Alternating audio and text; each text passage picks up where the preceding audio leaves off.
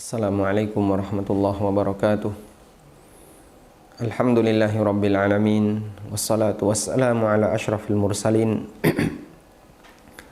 Nabiyyina wa maulana Muhammadin wa ala alihi wa sahbihi ajma'in. Wa ashhadu an la ilaha illallah wahdahu la syarikalah. Wa ashhadu anna Muhammadan abduhu wa rasuluh. Sallallahu alaihi wa ala alihi wa sahbihi wa sallama tasliman katsira. Thumma amma ba'd. Alhamdulillah, kembali kita akan melanjutkan kajian di kesempatan pagi hari ini dengan mengacu kepada buku Halal Haram Bisnis Online, dan kita masuk pada pembahasan lanjutan setelah kita belajar tentang akad salam, yaitu menyoal dropshipping. Bagi Anda yang memiliki buku bisa dibuka di halaman 89. Kita coba lihat tentang pengantarnya. Bagi Anda yang telah membaca kajian seputar salam, kami persilahkan untuk mempelajari bagian dropshipping ini. Sementara bagi Anda yang belum mempelajari masalah salam, kami sarankan untuk menunda bagian ini karena bisa memicu gejala salah paham. Ada gejalanya ya. Jadi tolong bagi yang kemarin belum mengikuti kajian sebelum-sebelumnya tentang akad salam, Anda boleh saja ikut kajian sekarang, tapi untuk kajian akad salam jangan lupa dibuka ya. Karena latar belakang untuk bisa memahami tentang dropshipping secara baik adalah memahami akad salam. Skema dropshipping menjadi semarak sejalan dengan perkembangan cari duit melalui online. Melalui online shop, marketplace di dunia maya. Dropshipping menjadi pilihan paling menarik karena cara ini dinilai paling gampang, paling menjanjikan keuntungan, dan paling irit modal. Bagi dropshipper yang sudah kerasukan, Masya Allah ya, ini bahasanya mungkin Anda bisa ganti dengan kalimat yang lain ya. Dia bisa menjual apa saja yang bisa di-online-kan. Jadi mungkin ini yang saya maksud adalah, jadi ada sebagian orang yang hidupnya hanya sebagai seorang dropshipper. Dia ketika berjualan semuanya model dropshipping. Sementara dia tidak perlu mengeluarkan sepeser pun untuk pengadaan barang. Bahkan dia tidak perlu menyewa gedung, tidak perlu nyewa gudang maupun alat transportasi untuk penyimpanan atau pengiriman barang yang dia jual. Baik, insya Allah ini hal yang umum yang bisa kita pahami. Selanjutnya kita beralih kepada skema dropshipping. Sebelumnya kita akan buat rincian ya, bahwa reseller online itu ada dua. Pertama, reseller yang menjadi wakil bagi pemilik barang. Yang kedua, reseller liar, dalam arti dia bukan wakil bagi siapapun. Kita sebut dia sebagai dropshipper. Dan bagian ini yang akan kita bahas. Sehingga kita tidak membahas akad wakalah, tapi yang kita bahas adalah bukan akad wakalah. Orang yang jadi dropshipper dan dia bukan wakil bagi pemilik barang. Mengingat kembali tahapan metode penyelesaian kasus kontemporer, Anda yang belum nyambung, kami minta untuk membaca bagian muqaddimah buku ini. Secara sederhana prosesnya sebagaimana berikut: tasawur masalah, takyif fikih, takhrij pendapat, kemudian menentukan hukum. Tasawur masalahnya berarti memahami skema dropshipping. Takyif fikihnya berarti menentukan pendekatan fikih untuk dropshipping. Takhrij pendapat berarti menentukan pendapat mana yang paling mendekati untuk dropshipping. Menentukan hukum, takrir hukum berarti menyimpulkan hukum dropshipping. Berikut beberapa keterangan tambahannya. Tayyib. Sehingga metode yang dulu kita bahas di bagian muqaddimah untuk bisa memahami kasus kontemporer itu jangan sampai hilang ya. Itu metode baku yang perlu kita pahami ya, ketika kita ingin melihat kasus kontemporer. Kita akan bahas terlebih dahulu skema dropshipping untuk menyamakan persepsi tentang dropshipping. Inilah yang dimaksud dengan tahapan tasawur. Dan saya yakin Anda sudah sangat familiar dengan skema dropshipping. Coba kita lihat di halaman 91. Di skema dropshipping ada 3 pihak utama: dropshipper, supplier, customer. Langkah 1, customer melakukan pemesanan dan pembayaran. Kemudian langkah 2, dropshipper melakukan pembayaran ke supplier dan menyampaikan orderan dari customer. Langkah 3, supplier menyampaikan paket produk dan mengirimkan produk ke customer atas nama dropshipper. Dan insya Allah Anda sudah sangat paham dengan ini. Dalam skema dropship ada 3 pihak yang terlibat: supplier sebagai pemilik barang, dropshipper sebagai reseller online terhadap barang yang dimiliki oleh supplier, kemudian yang ketiga adalah customer sebagai konsumen atau pembeli barang. Dropshipper majang barang yang hendak dia jual di toko online, kemudian datang konsumen via online, dia membeli barang itu. Setelah tertarik, dia pun mengirim sejumlah uang ke rekening yang disediakan oleh dropshipper. Berarti di sini sudah dilakukan akad. Di sini sudah dilakukan akad. Selanjutnya dropshipper mencari supplier menjual barang itu. Supplier yang menjual barang itu, setelah mendapatkannya, dropshipper membelinya dan meminta supplier untuk mengirim barang itu ke customer atas nama dropshipper. Skema dengan model seperti ini biasanya dilakukan ketika antara dropshipper dengan customer tidak terjadi dialog, seperti di marketplace atau di mall online, sehingga pemesanan dan notifikasi dilakukan oleh mesin.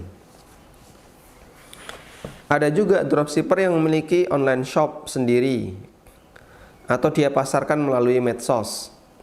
Pada saat ada pemesanan terjadi dialog antara dropshipper dengan konsumennya. Setelah mendapatkan pesanan, akad digantung dropshipper. Dropshipper hendak memastikan ketersediaan barang di pasar. Setelah dipastikan ada, dropshipper melakukan akad dengan customernya. Bisa jadi ada tawar-menawar di sana. Setelah deal, customer akan mentransfer nilai pembayarannya. Selanjutnya dropshipper minta supplier untuk mengirim barang itu, atau bisa juga dropshipper membelinya lalu dikirim sendiri ke customer. Sehingga di sini ada 5 hal yang perlu kita garis bawahi ya. Pertama, dropshipper telah melakukan akad jual beli barang dengan customer sebelum dia memiliki barang itu. Ini bagian 1. Yang kedua, customer mengirim uang tunai ke dropshipper. Customer membayar tunai ke dropshipper. Yang ketiga, barang dikirim dalam waktu normal antara 3 sampai 7 hari. Jika kita berbicara dalam konteks pengiriman dalam satu negeri ya. Kalau satu pulau mungkin 3 hari. Kalau beda pulau bisa sampai 7 hari. Yang keempat, dropshipper memastikan ketersediaan barang sebelum bertransaksi. Ini kalau dropshippernya dia tanya dulu kepada supplier. Kadang dia nggak seperti itu ya. Begitu dapat duit langsung dia carikan. Yang kelima, pengirim barang itu adalah supplier atas permintaan dropshipper. Hanya saja poin kelima ini tidak mempengaruhi hukum, mengingat posisi supplier untuk masalah pengiriman adalah wakil bagi dropshipper. Sehingga misalnya begini, saya beli barang A di Surabaya, kemudian saya minta kepada toko A ini tolong kirimkan ke orang tua saya yang ada di Lamongan, dan itu sah-sah saja. Nah, saat saya beli, maka toko A ini jadi penjual bagi saya. Kemudian saat saya suruh tolong kirimkan, maka dia jadi wakil bagi saya untuk mengirimkan barang itu. Sehingga baik yang mengirim dropshipper sendiri atau supplier atas permintaan dropshipper statusnya sama saja. Selanjutnya kelima poin ini yang akan kita jadikan sebagai acuan untuk menentukan takyif fikih dalam dropshipping. Baik. Nah, takyif fikih dalam dropshipping kita akan ulang hadis Hakim bin Hizam. Hakim pernah bertanya kepada Nabi sallallahu alaihi wasallam, "Ya Rasulullah, ada orang yang datang kepadaku, lalu dia memintaku barang yang tidak aku miliki, yang aku jual. Kemudian aku membelinya ke pasar." Nabi sallallahu alaihi wasallam ngasih jawaban, "La tabi' ma laysa indak." Jangan kau jual barang yang tidak kau miliki. Sehingga dalam praktek hakim di situ ada larangan. Baik, sekarang coba kita lihat ya. Di sini penjelasan saya tentang dropshipper cukup detail, dalam arti tahapannya saya ikuti sebagaimana proses tahapan penyelesaian masalah kontemporer. Tasawur, kemudian takyif, setelah takyif takhrij, baru setelah itu kita melakukan takrir hukum. Baik, biar Anda bisa lebih maksimal, sekarang kita akan coba jelaskan dengan menggunakan media papan tulis ya.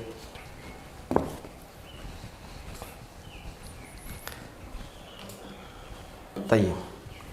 Kita ingatkan kembali bahwa dalam mempelajari tentang dropshipping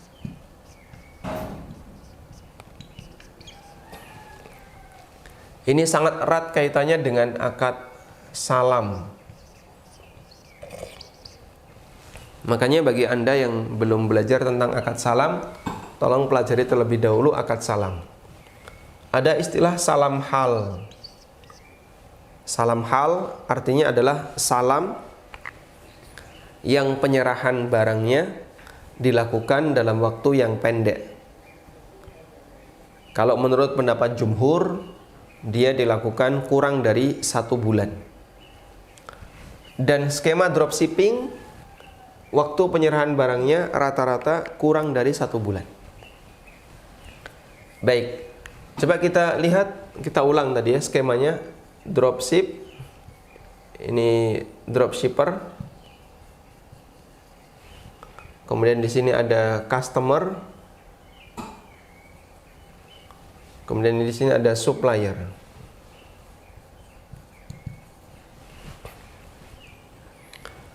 Tahap awalnya bagaimana tahap awalnya? Dropshipper majang barang yang barang itu belum dia miliki di toko online. Kemudian customer dia pesan barang itu, tertarik. Bisa terjadi komunikasi, bisa tidak terjadi komunikasi. Kalau terjadi komunikasi, berarti mereka melakukan ijab qabul. Misalnya tanya barangnya, "Mas, barang ini dijual nggak?" "Oh ya, dijual." "Berapa harganya?" "Sekian." Terus dilakukan komunikasi, tanya spek dan seterusnya. Ketika terjadi komunikasi, maka berarti mereka melakukan ijab qabul. Deal harga 100.000, ditransfer ya 100.000. Nah, sampai di sini dropshipper belum punya barang.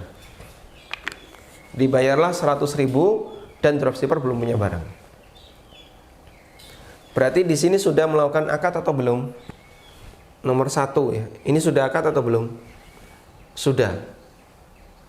Sudah akad uang tunai. Barang belum ada. Ini bagian ini yang perlu kita catat ya. Kemudian dropshipper mencari barang tersebut dari supplier. Supplier 1, supplier 2 dan seterusnya sampai dia dapat. Dia transfer ke supplier misalnya dengan harga 70.000 secara tunai. Lalu supplier meminta atau dropshipper minta agar supplier ngirim ke customer. Sehingga di sini hanya kirim barang. Nomor 2 ini ada akad enggak? Nomor 2, ada akad. Akad jual beli biasa.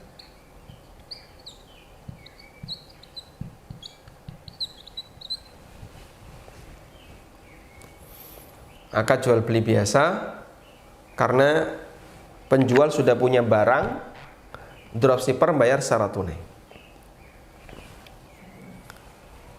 Sehingga yang terjadi di sini adalah akad jual beli biasa, hanya saja belum serah terima. Hanya saja belum serah terima.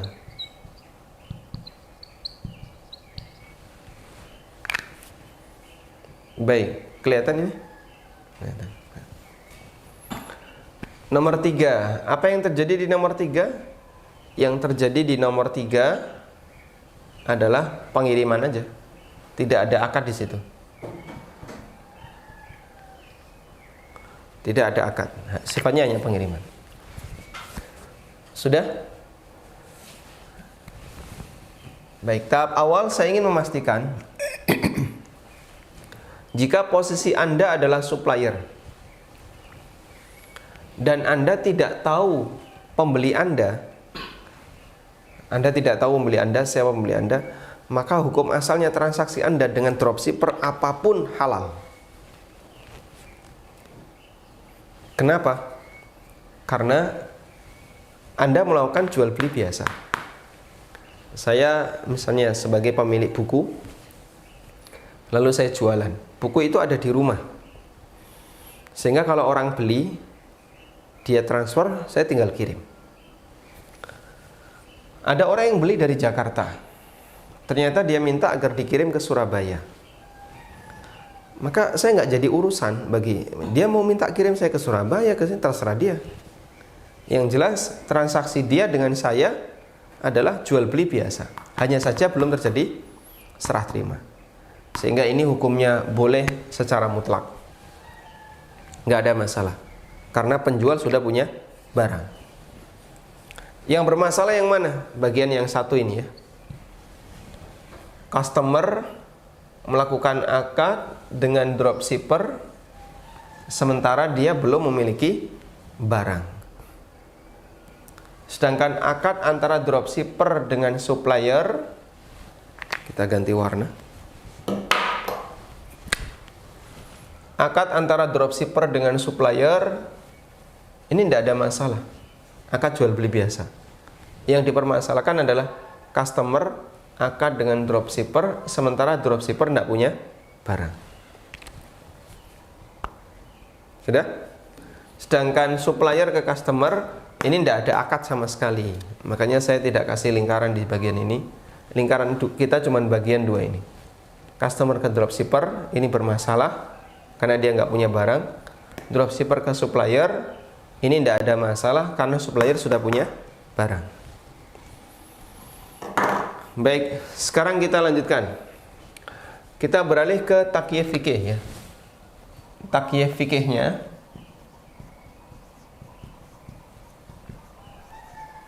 pendekatan fikih ya. Kasus ini murni baru. Kita baru kenal istilah dropshipping ya, mungkin sekitar tahun 2010 atau 2000 sebelumnya tahun 2009 ya. Dulu waktu SMA Pak Tri pernah dengar dropshipping? Blas. Kita nggak pernah dengar dropshipping. Bahkan awal-awal ada internet di Indonesia, kita belum kenal istilah dropshipping. Baik, berarti ini satu yang murni baru. Namun ternyata para ulama mengatakan dalam kasus dropshipping ini kita bisa dekatkan dengan satu hadis, yaitu hadis Hakim bin Hizam. Kemarin sudah kita bahas ini ya.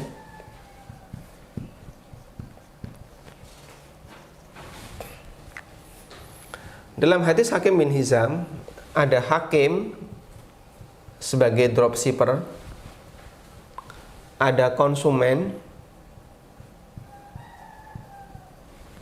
kemudian ada pasar.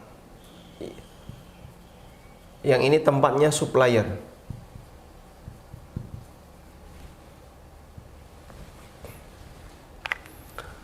Konsumen datang ke hakim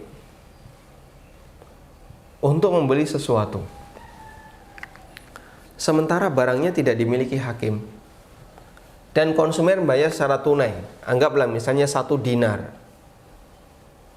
konsumennya bayar secara tunai 1 dinar, padahal barang itu belum dimiliki hakim. Lalu hakim mencarikan barang itu dari pasar. Dia berangkat ke pasar, karena dulu tidak ada sistem online, sehingga orangnya datang sendiri ke pasar, carikan barang itu. Di sini terjadi transaksi tunai. Mungkin hakim bayar setengah dinar. Anggap ya, beliau bayar setengah dinar, kemudian dapat barang. Barangnya dibawa oleh hakim. Ini barang. Selanjutnya barang itu dikirim oleh hakim ke konsumen. Sudah? Ada yang sama atau beda? Pak, kalau di sini kan skemanya supplier ngirim barang ke customer. Ini penjual, suppliernya hakim tidak ngirim barang ke konsumen, tapi barangnya dibawa hakim, kemudian oleh hakim diantar ke konsumen. Betul, mungkin ini perbedaan, tapi ini tidak mempengaruhi hukum. Kenapa? Karena proses pengiriman itu sifatnya hanya masalah teknis pengiriman barang, sehingga bagian ini tidak mempengaruhi hukum. Ini tidak mempengaruhi hukum. Anda mau sistemnya seperti ini, atau dibawa dulu oleh dropshipper baru dikirim ke konsumen, dua-duanya tidak mempengaruhi hukum.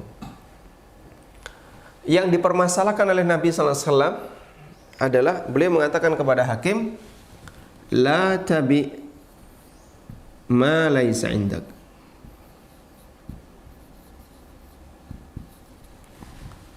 Jangan kau jual barang yang tidak kau miliki. Berarti bagian mana yang masalah? Bagian ini. Jangan kau jual barang yang tidak kau miliki. Rasulullah SAW tidak mempermasalahkan bagian ini. Maka beliau tidak disampaikan oleh Nabi SAW, tidak diingatkan oleh Nabi SAW, jangan kau beli barang di supplier. Beliau tidak mempermasalahkan ini. Tapi yang beliau permasalahkan adalah jangan kau jual. Berarti akad hakim dengan siapa? Konsumen. Jangan kau jual, berarti akad hakim dengan konsumen. Ma laisa indak, yang tidak kau miliki. Sudah? Kalau hakim beli ke supplier tidak ada masalah. Hakim beli ke supplier tidak ada masalah. Tapi ketika hakim menjual barang ke konsumen, ini yang dipermasalahkan oleh Rasulullah Sallallahu Alaihi Wasallam. Makanya sekali lagi, jika posisi Anda sebagai supplier, tidak ada masalah. Ada beberapa pedagang di Tanah Abang ya, tanya, Pak Ustadz, saya kan kadang jualan ya, lalu ada pembeli lewat online, tiba-tiba dia nyuruh untuk ngirim ke sana, ngirim ke sana, ngirim ke sana. Jadi pembelinya mungkin ada di Jogja atau ada di Surabaya, tapi nyuruhnya ngirim ke Jogja, kadang ngirim ke luar Jawa. Itu boleh nggak saya layani? Secara prinsip Anda sebagai penjual dan sudah punya barang, nggak ada masalah. Anda boleh bertransaksi dengan dropshipper A, dropshipper B, dan seterusnya, nggak ada masalah. Dan kita tidak bertanggung jawab barang ini nanti mau dikirim kemana. Yang penting tidak dipakai untuk maksiat. Kalau digunakan untuk maksiat jelas nggak boleh ya. Tapi itu tidak kembali kepada skema akad, namun kembali kepada masalah halal haram datnya. Kita berbicara untuk masalah skema akad. Jadi yang model kayak gini, yang dipermasalahkan adalah bagian pertama, akad konsumen dengan hakim. Tayyib. Nah, model seperti ini,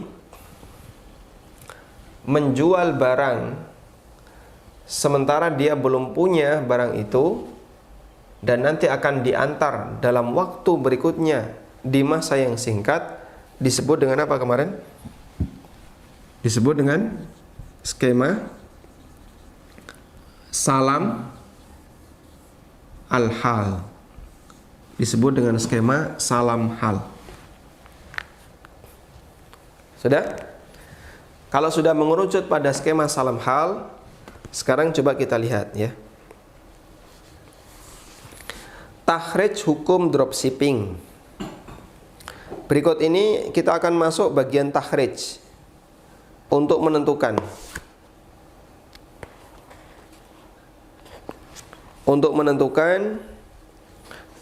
alasan mengapa hakim dilarang oleh Nabi SAW dan penerapannya dalam dropshipping. Saya sampaikan di sini ada 3 pendapat ulama dalam memahami hadis hakim yang berisi larangan la tabi' ma laysa indak. Jangan kau jual barang yang tidak kau miliki. Pendapat pertama, bahwa larangan menjual barang yang belum dimiliki ini berlaku jika barang tersebut muayyan, tertentu. Namun jika barang yang dijual adalah barang yang mausuf fi dhimmah, yang tidak muayyan, maka hukumnya diperbolehkan. Dan ini adalah pendapat Syafi'i. Ini pendapat Imam Syafi'i. Baik, ada kalimat yang kurang ya. Anda perhatikan di halaman 95 bagi yang punya buku. Kita ulang ya. Bahwa larangan menjual barang yang belum dimiliki berlaku jika barang yang dijual adalah barang tertentu, barang muayyan. Namun jika barang yang dijual tidak tertentu tapi berdasarkan kriteria dalam kurung mausuf fi dhimmah, makanya belum ada kan? Maka hukumnya boleh. Dan ini pendapat Syafi'iyah. Sudah? Kemudian kita lihat takyif yang kedua, bahwa larangan menjual sesuatu yang belum dimiliki itu mencakup 2 hal. Pertama adalah karena dia barang muayyan yang belum dimiliki. Yang kedua, menjual barang yang belum dimiliki yang dijamin akan didatangkan, yaitu mausuf fi dhimmah, yang dilakukan dalam waktu cepat, yang diistilahkan dengan salam hal. Dan ini adalah pendapat jumhur ulama. Nah, ini saya sebutkan di halaman 98. Ini takyif fikih yang kedua. Yang ketiga, larangan menjual barang yang belum dimiliki, di situ ada mencakup 2 hal. Pertama, menjual barang muayyan. Yang kedua, salam hal yang belum dipastikan keberadaannya. Namun jika penjual sudah memastikan keberadaannya, dalam arti sangat memungkinkan bagi penjual untuk mendatangkan barang itu, maka salam hal diperbolehkan. Tayyib. Sekarang kita coba tuliskan di sini ya.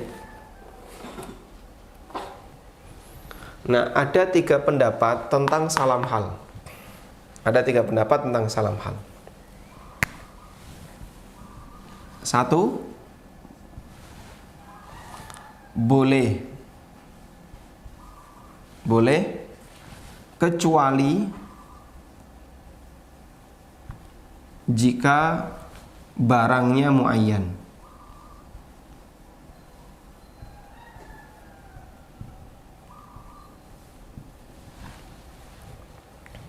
Boleh kecuali jika barangnya muayyan. Ini pendapat siapa? Syafi'iyah. Ini pendapat Syafi'iyah. Yang kedua, tidak boleh mutlak. Tidak boleh. Kecuali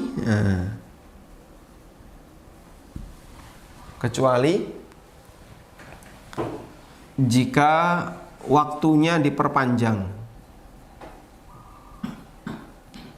Kecuali jika waktunya diperpanjang. Nah, kalau waktunya diperpanjang, berarti dia bukan lagi salam hal, tapi jadi salam apa? Muajjal. Ini pendapat jumhur.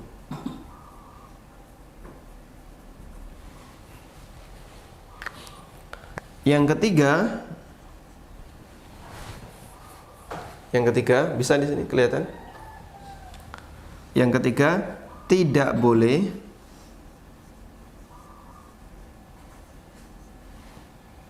kecuali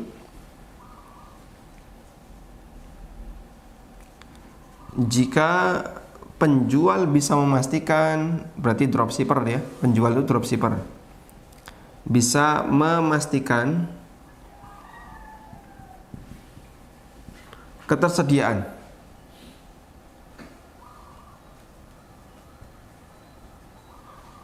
Dia bisa memastikan ketersediaan barang, dan ini adalah pendapat Syekhul Islam. Saya sebutkan di halaman 100. Syekhul Islam mengatakan, fa ma'na hadithi Hakim Ibn Hizam la tabi' ma laysa 'indak ay yabi'ahu syai'an mausufan halan wa huwa lam yamlikhu wa yarbahu fihi qabla ay yadkhula dimanahu wa qabla ay yakuna qadiran 'ala taslimihi.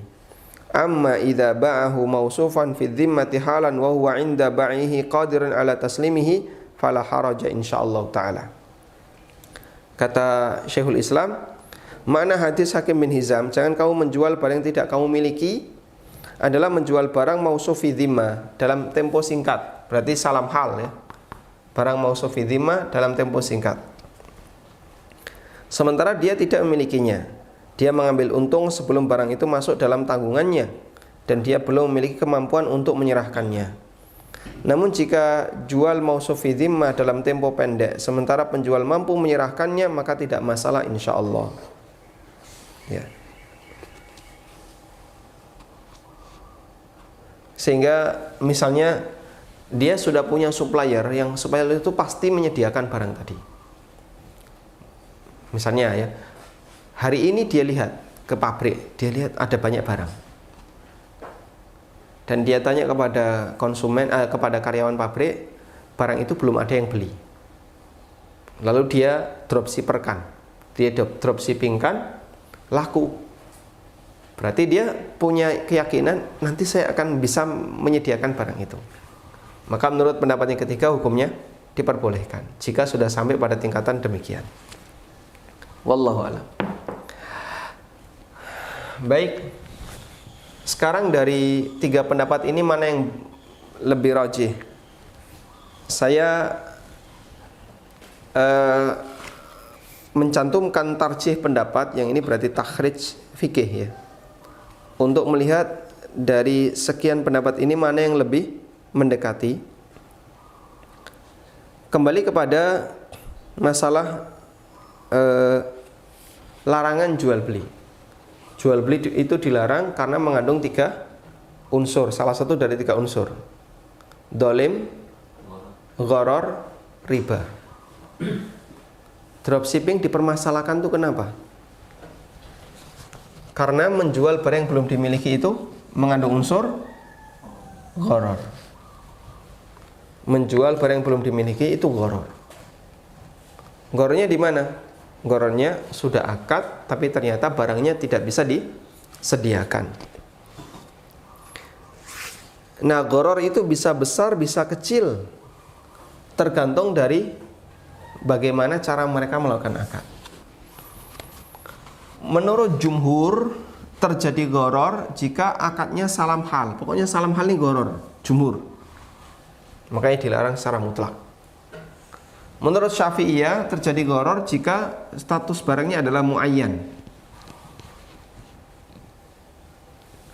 Sedangkan menurut Syekhul Islam, disebut gharar jika penjual belum memastikan barang itu bisa diserah terimakan. Terus mana dari 3 pendapat ini yang lebih mendekati?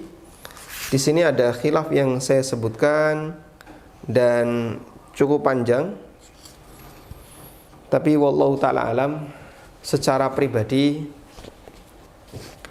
saya menyampaikan bahwasanya di Indonesia ada 2 pendapat. Pendapat pertama mengatakan dropshipping hukumnya diperbolehkan, dan ini adalah pendapat yang disampaikan oleh Al-Ustadz Muhammad Arifin Badri. Ini beliau sampaikan di salah satu artikel beliau yang pernah dirilis oleh majalah Pengusaha Muslim edisi September 2012. Dan ketika itu saya sebagai bagian lead bank ya, penelitian dan pengembangan dan proofreader. Jadi setiap artikel para ustadz yang masuk, saya di posisi sebagai proofreader. Sementara pendapat yang kedua, yang itu merupakan pendapat jumhur, diikuti oleh Al-Ustadz Irwandi, sebagaimana yang beliau sampaikan dalam buku Halal Haram Muamalat Kontemporer untuk cetakan ke-12 di halaman 269272. Beliau menegaskan bahwa larangan Nabi SAW dalam hadis Hakim bin Hizam adalah larangan salam tunai, salam hal. Dan itu kembali kepada pendapat jumhur. Dan wallahu ta'ala alam, biasanya saya serahkan kepada para pembaca ya, para jamaah. Anda lebih cenderung pendapat yang mana? Dan memilih pendapat nanti akan dipertanggungjawabkan di akhirat. Jadi jangan milih karena latar belakang ini yang lebih sesuai kepentingan. Tapi kita pilih pendapat karena saya yakin ini yang lebih mendekati kebenaran.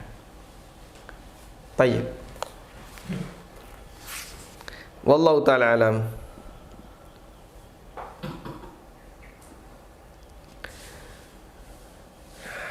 Kemudian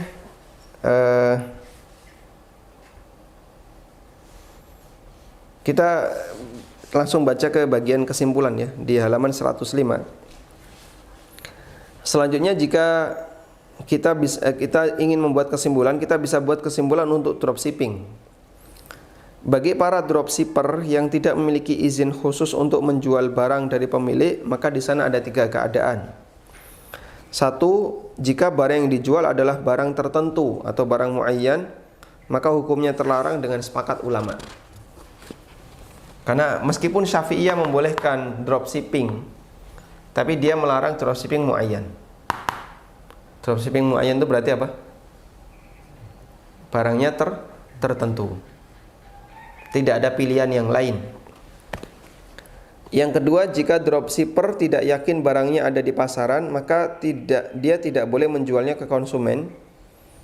Jika dia tetap melakukan akad dengan konsumen sebelum memastikan keberadaan barang di pasaran, maka dia melanggar hadis Hakim bin Hizam. Yang ketiga, jika dropshipper menjual barangnya setelah memastikan keberadaan barang di pasaran, hukumnya diperbolehkan dengan mengacu kepada pendapatnya Syekhul Islam. Konsekuensi dari skema dropshipping, dropshipper berhak menentukan sendiri margin penjualan barang tanpa harus minta izin kepada pemilik, karena dia bukan wakil. Yang kedua, selama masa pengiriman, semua resiko ditanggung oleh dropshipper dan bukan supplier. Dalam arti supplier sama sekali tidak memiliki kaitan dengan customer, karena customer hubungannya dengan dropshipper. Ini tadi ya. Sehingga saat proses ketiga, kok barangnya rusak, customer komplainnya kemana? Dropshipper. Nah selanjutnya dropshipper mau komplain ke supplier, itu urusan dropshipper dengan supplier. Wallahu ta'ala alam. Tayyib. Kemudian di sini ada kasus dropshipper to dropshipper. Ini seperti mengurai benang kusut, kemudian dikusutkan lagi. Nah, makanya kalau sudah seperti ini ya, jangan terlalu berlebihan ya. Kita bahas dropshippingnya saja sudah menjadi masalah besar. Terus dropshipping disubkon ke dropshipping lagi, nah ini nanti jadi masalah tambahan. Wallahu ta'ala alam. Bisakah dropshipper jadi wakil supplier? Sangat bisa ya. Tapi kalau dia jadi wakil, nanti dia kesulitan untuk menentukan keuntungan, karena wakil tidak bisa menentukan margin sendiri. Ini saya bahas di halaman 108 dan 109. Wallahu ta'ala alam. Tayyib, mungkin itu yang bisa kita sampaikan sebagai muqaddimah. Semoga Anda bisa memahami tentang praktek dropshipping yang ada di masyarakat, dan tadi ada khilaf yang sudah saya sampaikan. Wallahu a'lam wa sallallahu ala nabiyyina Muhammadin wa ala alihi wa sahbihi wa sallam wa akhiru da'wana alhamdulillahi rabbil alamin. Baik, selanjutnya kita coba angkat pertanyaan. Silahkan. Halo, Assalamualaikum. Waalaikumsalam warahmatullahi. Ustaz mau tanya, Ustaz. Silakan. Halo. Silakan, Bapak. Ya, saya bengkel, terus kadang di bengkel habis apa? Spare part. Terus kita menelpon ke bengkel besar, harganya sekian dan sekian. Misalkan harga bagi 10.000, nanti harga jual saya sekitaran 12.000. Nah, jadi kalau kita bilang sama konsumen ada barangnya, terus kita kasih harga 12.000, apakah diperbolehkan, Kak? Baik, cukup Bapak. Cukup tanya itu aja, Kak. Ya. Nah. Terima kasih, Kak, ya. Nah. Assalamualaikum. Waalaikumsalam warahmatullahi. Sering kita jumpai kayak gini ya, ada penjual di pasar, datang konsumen, tanya barang X. Penjual ini tidak punya barang itu, tapi dia tahu teman-temannya di sebelah-sebelah itu punya barang itu. Nah, ketika ditanya, barangnya mana? Ada Pak, tenang, ada. Akhirnya ditunggu, coba saya lihat. Dia pergi ke temannya, ngambil barang itu, setelah itu ditransaksikan. Boleh nggak kayak gini? Jika dia tanya ke bengkel besar atau tanya ke temannya, lalu dia diizinkan untuk menjual barang itu, berarti status dia sebagai wakil bagi temannya atau wakil bagi bengkel besar tadi. Insya Allah tidak masalah. Sehingga kalau Bapak ditanya spare part ini kosong, atau Bapak sampaikan ini ada, dengan cara konfirm dulu ke pemiliknya, ke bengkel besar, dan Bapak diizinkan untuk menjualnya, maka insya Allah tidak masalah. Berarti posisi Bapak sebagai wakil bagi bengkel besar untuk menjual barang itu. Nah, karena wakil, maka nanti harus tanya ya, harganya berapa. Oh, di sini pokoknya store ke saya 10.000. Lalu Anda bisa tanya, boleh nggak saya naikkan? Kalau sudah jadi urfnya, boleh dinaikkan. Insya Allah tidak masalah Anda naikkan jadi 12.000. Wallahu a'lam. Baik.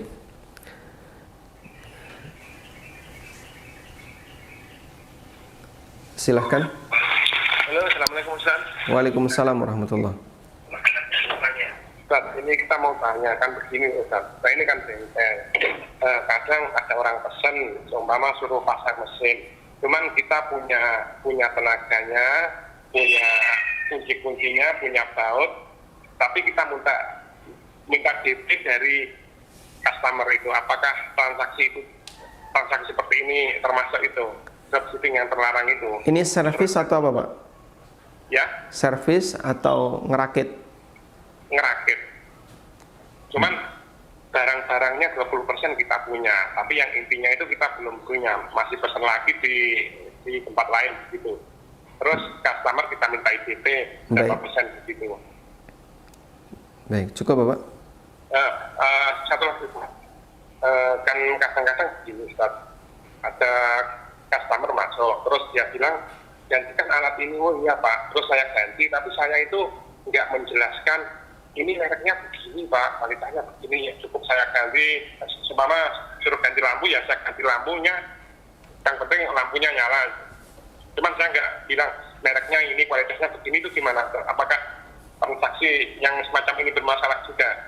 Baik, cukup Bapak. Nah, barakallahu fikum. Barakallahu fikum. Assalamualaikum warahmatullahi wabarakatuh. Waalaikumsalam warahmatullahi wabarakatuh. Yang pertama merakit mesin tadi. Kalau yang saya pahami, wallahu ta'ala alam, kasus Anda merakit mesin atas pesanan seseorang dan Anda punya 20% dari kegiatan itu, maka yang saya pahami ini akadnya adalah akad istisna, sehingga tidak jadi masalah ketika Bapak minta DP. Karena dalam akad istisna diperbolehkan orang minta DP terlebih dahulu dan kemudian nanti sisanya dibayar setelah barang jadi. akad dilakukan di awal dan penyerahannya dilakukan setelah barang jadi. Sehingga tidak masalah untuk merakit mesin. Yang kedua, Anda ganti alat sementara tidak memberikan penjelasan. Itu hukumnya bagaimana? Selama tidak ada unsur penipuan, insya Allah tidak masalah. Misalnya Anda tidak menipu konsumen dengan ngasih barang yang sangat jelek kualitasnya, atau bermerek tapi ternyata itu KW. Selama tidak ada unsur penipuan tidak masalah. Lampu yang bagus mereknya apa misalnya? Lampu mobil halogen misalnya. Lampu merek halogen tapi ternyata itu KW. Aslinya itu Halloween. Tapi dikasih merek halogen misalnya ya. Maka yang kayak gini harus Anda jelaskan, Pak, ini aslinya lampu Halloween, Pak, tapi dikasih merek halogen. Ya, kalau dia mau, lanjutkan. Kalau dia tidak mau, tidak boleh. Karena ini termasuk di antara bentuk apa? Penipuan terhadap konsumen. Wallahu ta'ala alam. Baik, kita bacakan pertanyaan melalui WA. Bismillah. Assalamualaikum Ustadz. Waalaikumsalam warahmatullahi wabarakatuh. Apakah hukum memberi tambahan huruf wa saat adzan dan iqamah? Baik, coba kita angkat penelpon dulu. Silahkan. Ya, halo, assalamualaikum warahmatullahi wabarakatuh, Ustaz. Waalaikumsalam warahmatullahi wabarakatuh. Ya, saya ada rencana mau beli properti ya. Kemudian saya lihat ke komplek perumahan, kemudian ada informasi dari security bahwa ada yang mau jual rumah, harganya murah ya. Nah, kemudian dia kasih nomor telepon ke saya. Nah, Bapak hubungi aja langsung orangnya. Nah, kemudian saya coba hubungi orangnya, dan setelah komunikasi dengan orangnya, kemudian ternyata orangnya itu bukan si pemilik langsung gitu. Ternyata dari perbankan gitu, orang bank gitu kan. Nah, kemudian saya tanya apakah ini rumah sitaan atau tidak gitu kan. Sitaan bank atau tidak gitu kan. Nah, dia bilang bukan sitaan, tetapi kita bantu untuk menjualkan sampai untuk si pemilik menyelesaikan permasalahannya dengan perbankan. Nah, bagaimana hukumnya kalau kita beli rumah itu ke orang bank tadi? Bagaimana hukumnya? Kemudian bagaimana juga hukumnya kalau kita beli langsung ke pemiliknya, meskipun harganya di bawah harga yang pernah dia beli sebelumnya? Informasinya harganya dari security tersebut harganya di bawah harga yang dia beli pada saat itu. Itu Ustaz. Nah. Ya. Cukup Bapak? Cukup Ustaz. Baik. Kasus yang Bapak alami, beli properti dengan harga yang lebih murah. Sebenarnya beli barang dengan harga mahal maupun murah itu kembali kepada kerelaan kedua belah pihak. Selama penjualnya ridho, dia menjual barang dengan harga murah, sah-sah saja. Sehingga nggak jadi masalah ketika Bapak membeli dengan harga yang murah. Nah, selanjutnya sekarang kita lihat dari sisi penjualnya. Kalau yang jual ternyata orang lain yang statusnya adalah karyawan bank, bagaimana hukumnya? Selama dia dapat izin dari pemilik asli untuk menjualkan, tidak jadi masalah. Sehingga posisi dia sebagai wakil, dan wakil itu statusnya sebagaimana yang diwakili. Karena itu tidak masalah kalau memang yakin dia adalah sudah mendapatkan mandat dari pemilik rumah untuk menjualkan rumah itu, Bapak bisa langsung beli kepada pemilik, bisa beli kepada melalui wakil ini, atau bisa beli langsung ke pemiliknya. Dan masalah harga lebih murah itu tidak mempengaruhi keberadaan hukum, karena sah-sah saja orang membeli sesuatu dengan harga yang murah. Wallahu a'lam. Kemudian pertanyaan melalui WA, apa hukum menambahkan kalimat atau huruf wa pada saat adzan, terutama di kalimat syahadat? Ya. Sering kita dengar asyhadu an la ilaha illallah wa asyhadu anna muhammadar rasulullah. Itu gimana? Dan di iqamat juga kadang dilakukan. Wallahu ta'ala alam. Kalau kita melihat teks adzan yang ada dalam hadis, Di situ tidak ada kalimat wa. Baik untuk takbir, untuk syahadatain, untuk kalimat hayya 'alas shalah, hayya 'alal falah, hayya 'alah, namanya kalimat hayya 'alah. Tidak ada huruf wa kalau kita baca dari teks hadis. Sehingga kita tidak mengucapkan Allahu Akbar, Allahu Akbar, Wallahu Akbar, Wallahu Akbar. Tidak ada. Karena itu kalimatnya terputus. Allahu Akbar, Allahu Akbar, Allahu Akbar, Allahu Akbar, sendiri-sendiri. Syahadat juga sama. Asyhadu an la ilaha illallah, asyhadu an la ilaha illallah. Tidak kita tambahkan wa asyhadu anna Muhammadar Rasulullah, tapi langsung kita baca asyhadu anna Muhammadar Rasulullah. Sehingga huruf wa di sini tidak perlu dihadirkan. Qomat juga sama. Allahu Akbar, Allahu Akbar, asyhadu an la ilaha illallah wa asyhadu anna Muhammadar Rasulullah. Ini keliru ya. Jangan tambahkan wa. Tapi langsung asyhadu anna Muhammadar Rasulullah. Lalu bagaimana jika ada tambahan wa? Dalam fatwa Lajnah Daimah pernah disampaikan pertanyaan seperti ini, dan jawaban Lajnah, wajib bagi muadzin untuk meninggalkan huruf wa tadi. Meskipun adzan yang ketambahan huruf wa tadi tetap dinilai sebagai adzan yang sah dan tidak batal adzannya, namun khilafus sunnah, tidak sejalan dengan sunnah Nabi sallallahu alaihi wasallam.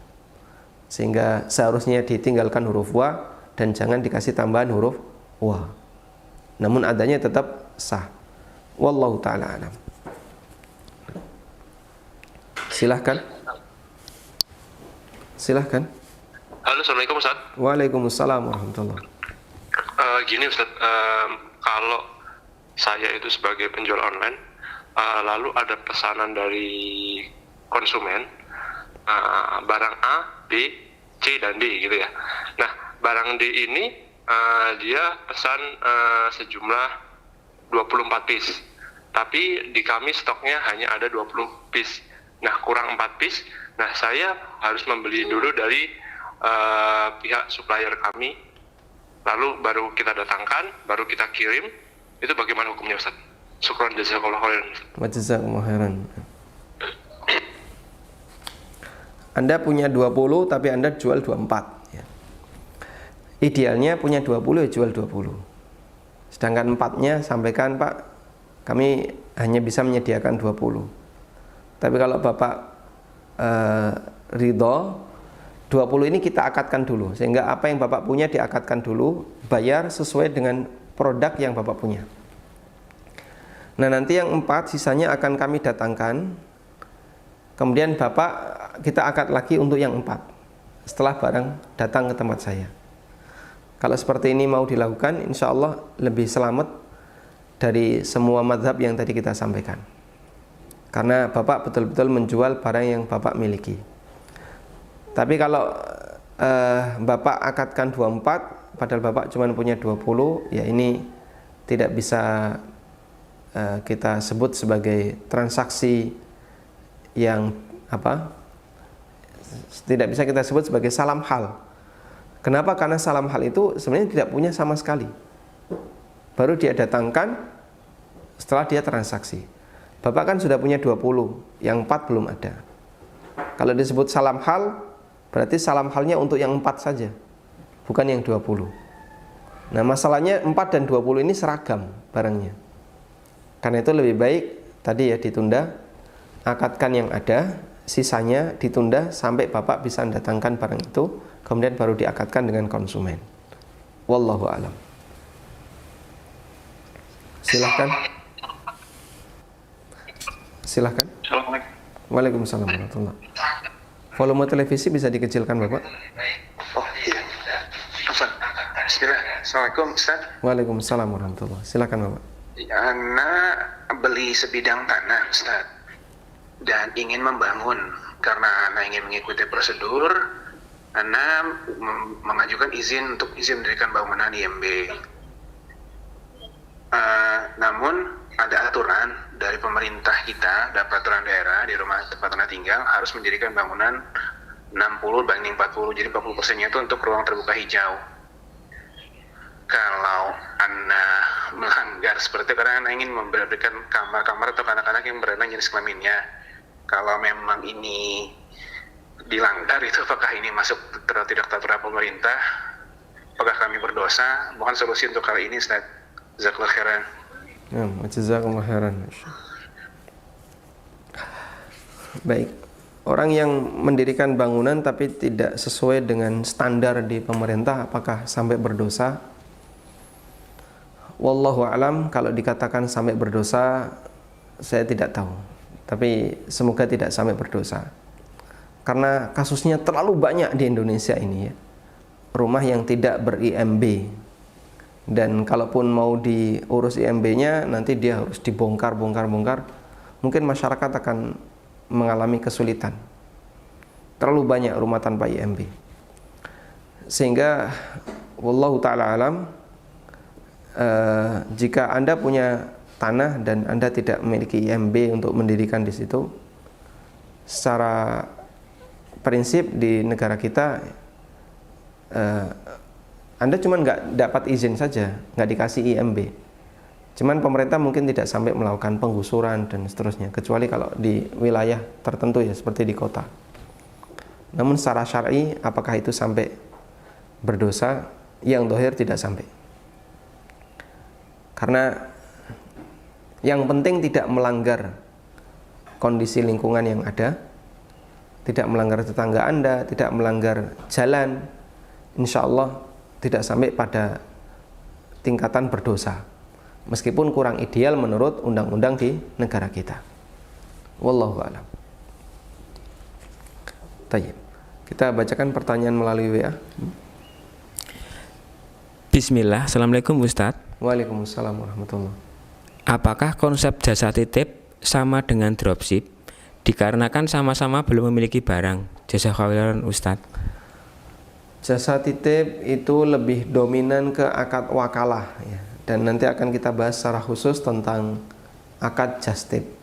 Memang ada just tip yang modelnya seperti dropship, dan ada just tip yang modelnya seperti akad wakalah, tapi lebih dominan yang kedua. Wallahu a'lam. Silakan. Assalamualaikum warahmatullahi wabarakatuh. Waalaikumsalam warahmatullahi wabarakatuh. Barakallahu fikum. Waalaikumsalam barakallah. Begini Ustaz, kan kita misalkan menyewa salah satu program wifi, contohnya IndiHome. Nah, ini kan ada TV box-nya tuh Ustaz. Itu ada dalam waktu perjanjian untuk kontraknya misalkan 12 bulan. Nah, ini setelah 12 bulan, dalam beberapa jangka waktu, setahun 2 tahun, ternyata si TV box-nya itu tidak diambil oleh pihak penyedianya, providernya gitu, karena itu sifatnya saya menyewa.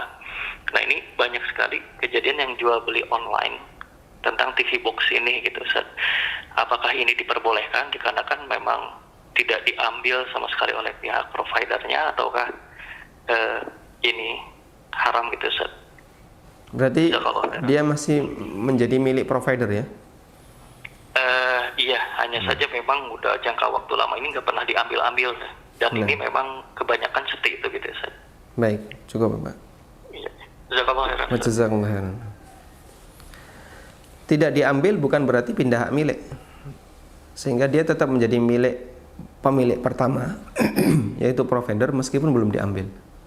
Karena itu jika ada orang yang menjualnya, jelas ini menjual barang yang tidak dia miliki, apalagi dimiliki oleh orang lain, sehingga itu jual beli yang terlarang. Karena itu Bapak tidak boleh membelinya, dan kita kalau tahu ini miliknya Telkomsel, miliknya IndiHome, tidak boleh untuk dijual. Itu tindakan kriminal dan kita dilarang untuk membelinya. Wallahu a'lam. Silahkan. Silahkan Bapak. Assalamualaikum Pak Ustaz. Waalaikumsalam warahmatullahi. Suaranya bisa diperkeras Bapak? Assalamualaikum Ustaz. Waalaikumsalam warahmatullahi wabarakatuh. Fikum. Silakan Pak. Ya begini Pak Ustadz, ini masalah halal haramnya pekerjaan ini. Kami kan masyarakat awam ini, kerjanya ibaratnya sesuai aturan pemerintah dilarang. Tetapi itu mata pencarian masyarakat.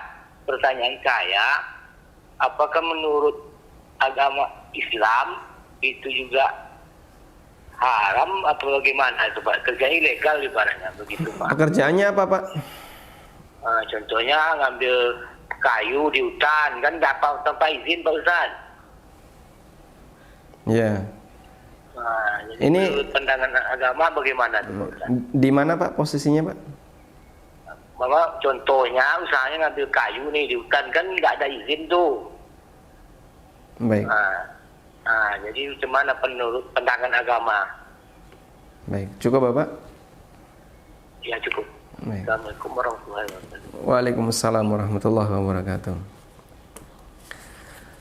Hukum ngambil kayu di hutan. Wallahu ta'ala alam. Jika memang hutan itu adalah hutan milik pemerintah, dalam arti hutan lindung ya, sehingga untuk bisa mengambil harus ada prosedur tertentu, maka yang kami pahami ya hukumnya tidak boleh dilakukan karena itu ilegal ya, sampai membawa barang dan menjual barang yang itu dilindungi dan dijaga oleh pemerintah. Karena statusnya begini, ketika itu menjadi milik pemerintah dilindungi oleh negara, berarti itu milik bersama dan nanti untuk kemaslahatan bersama.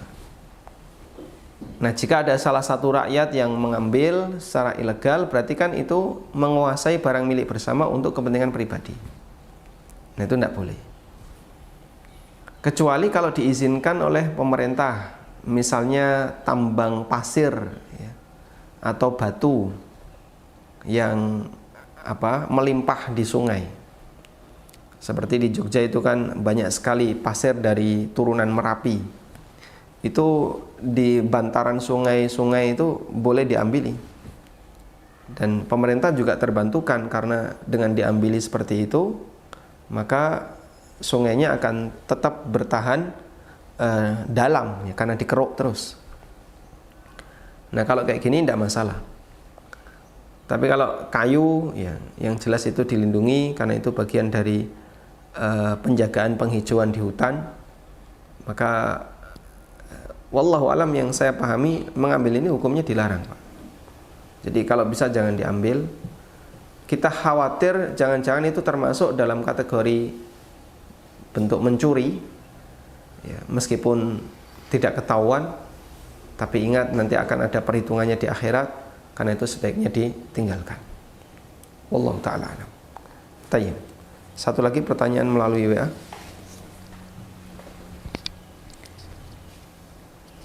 Assalamualaikum Ustadz. Waalaikumsalam warahmatullahi. Tentang habis azan terus pada sholawatan mengganggu yang mau sholat sunnah, baiknya gimana Ustadz? Tayyib. Kita coba angkat pertanyaan melalui WA. Silahkan. Silahkan, Anda sudah terhubung. Assalamualaikum Pak Ustaz. Waalaikumsalam warahmatullahi. Saya Ibu Ana Pak Ustaz dari Sumatera. Silahkan Bu. Saya mau tanya Pak Ustaz. Baik, sebelumnya tolong volume televisinya dikecilin Bu ya.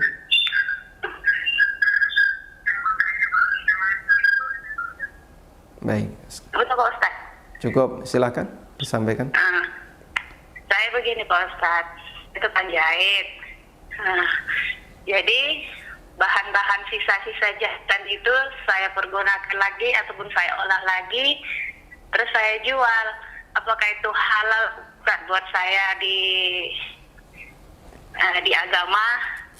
Baik. Satu lagi Pak Ustaz, kita kan ada orang minjam uang sama kita.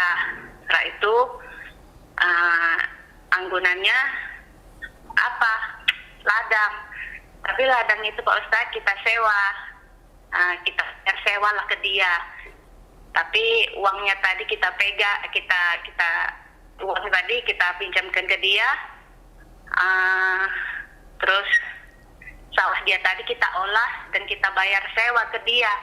Nah, apakah itu termasuk riba juga Pak Ustadz? Baik. Hanya itu saya tanyakan. Jazakumullah khair Pak Ustadz. Assalamualaikum warahmatullahi wabarakatuh. Waalaikumsalam warahmatullahi wabarakatuh. Setelah adzan ada sholawatan keras. Gimana solusinya? Solusinya Anda sholat sunnah di rumah.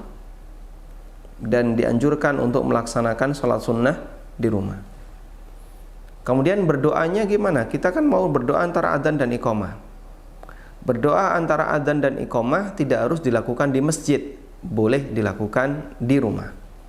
Makanya ibu-ibu yang sholat di rumah, setelah terdengar suara adzan, Anda ambil air wudhu, kemudian sholat sunnah qobliyah, setelah itu berdoa. Berdoa sampai terdengar iqamah. Nah, begitu terdengar iqamah, berarti kesempatan doanya sudah selesai antara adzan dan iqamah. Nah, ibu mau sholat wajibnya mengikuti yang di masjid, dalam arti sana qomat, Anda langsung sholat sendiri di rumah, atau masih melakukan kegiatan yang lain, silahkan. Sehingga masjid sudah qomah. Nah, terus Anda sholat, tapi tidak bermakmum ya, Anda sholat sendiri di rumah. Hukumnya diperbolehkan. Itu yang solusi yang bisa kita berikan. Jika Anda merasa terganggu jika sholat di masjid, karena masjidnya ada sholawatan dengan suara keras, silahkan sholat sunnahnya dilakukan di rumah. Tetap terganggu Pak Ustadz. Nah, karena rumahnya persis di depan corong masjid, bukan di depan masjid ya, tapi di depan corong masjid. Mungkin di samping atau di sebelah imaman, tapi corongnya ngarah ke rumah kita. Ya gimana lagi? Ya, kita sudah melakukan hal yang paling minimal. Kalau dari sisi menilai perbuatan ini jelas keliru. Karena dia menggunakan corong keras-keras di saat yang tidak tepat, yaitu antara adzan dan iqamah. Kemudian yang kedua, pertanyaan terkait masalah menggunakan sisa jahitan lalu dijual, boleh atau tidak? Sisa jahitan, sisa kain, idealnya disampaikan dulu ke konsumen. Anda sampaikan ke konsumen, misalnya kainnya 2 meter, ternyata sisa setengah meter, sampaikan ke konsumen, ini mau dibawa atau ditinggal. Kalau konsumen Anda bilang tinggal, ya sudah, berarti ibu boleh memanfaatkan. Nanti yang lain juga sama. Nah, setelah dikumpulkan dalam jumlah banyak yang ditinggal, kemudian ibu susun jadi baju aneka warna ya. Yang satu putih, yang ini batik, yang ini merah, dan jadilah baju yang bisa digunakan dengan pantas dijual, silahkan. Wallahu a'lam. Kemudian kasus yang kedua, pinjam uang dengan menjadikan ladang sebagai jaminan lalu disewa. Ini boleh atau tidak? Baik, kita coba buat ilustrasinya seperti ini ya. Dulu sudah pernah kita sampaikan bahwa akad utang dengan akad jual beli ini hukumnya dilarang. Menggabungkan antara akad utang dengan jual beli ini hukumnya dilarang. Nah, jual beli ini bisa objeknya dalam bentuk barang, bisa juga objeknya dalam bentuk jasa. Berarti kalau kita buat yang lain, misalnya utang dengan sewa, boleh nggak? Nggak boleh. Ini nggak boleh ya. Karena sewa itu adalah jual beli jasa. Sehingga Anda memberi utang senilai sekian juta, lalu sawah yang menjadi atau sawah yang dimiliki oleh peminjam ibu sewa dengan nilai tertentu. Dia mungkin tidak mau menyewakan sawah itu, tapi dia bersedia karena dia utang dari ibu. Nah, seperti ini hukumnya dilarang, dan Nabi SAW mengatakan la yahillu salafun wa bai', tidak halal utang digabung dengan jual beli. Wallahu ta'ala alam. Mungkin itu yang bisa kita sampaikan, semoga menjadi kajian yang bermanfaat. Wa sallallahu ala nabiyyina Muhammadin wa ala alihi wa sahbihi wa sallam. Wa akhiru da'wana anil hamdulillahi rabbil alamin. Wassalamualaikum warahmatullahi wabarakatuh.